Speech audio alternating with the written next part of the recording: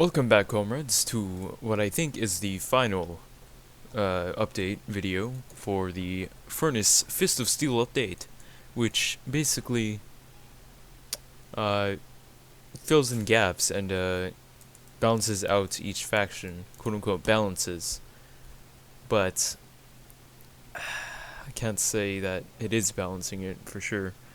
So, as you know from previous videos or just reading the news here, you see these KV-85, M10 tank destroyer, the T-28, the Jumbo, and the Su-76M are coming in the next Fist of Steel update, which I'm assuming is going to be released next week, seeing as how they've stopped making news posts about these, and this looks like the final tank to be announced, and the Germans seriously need to stop just stop complaining about getting tanks. These tanks aren't even good that we're getting. All of them are pretty trash except for this, the KV-85. Shut up, Joshua. The KV-85 and the M10 Wolverine. Seeing as how it's just going to be a mini Hellcat, except probably faster and cheaper. Goddamn. But the KV-85, I think this will be acceptable. So, as it says here, after the Su-76M tank destroyer and the... It's missing, but, you know, they're talking about the T-28. The Soviet faction can now mount up the KV-85 heavy tank. The KV tanks were a series of tanks named after the Soviet defense commissar and politician Klement Voroshilov. And this is the, I was going to say predecessor, but, successor to the KV-1 series of tanks. And this was,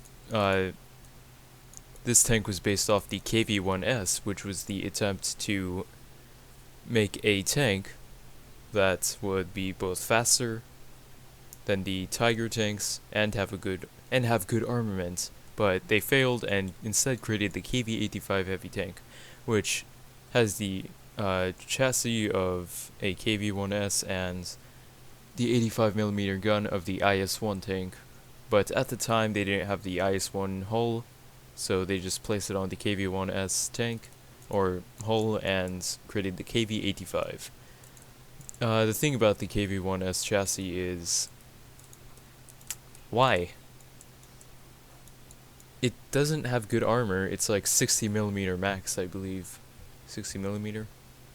Yeah. But the turret armor is pretty good. The hull armor is crap, though. I don't get why they didn't add the IS-1 instead. It would have been much better, but despite what it says here, the KV-85 was considered an excellent opponent to Panther and Tiger 1 tanks. It was considered to be good on paper, but it was actually crap. And suffered many losses during the war. I swear I'm gonna punch Joshua. Little idiot. Despite all this, though, it's not bad. I'm going to get it, seeing as how I can't get the IS-2 yet, so I'm going to get this when the update comes out and make a review on it.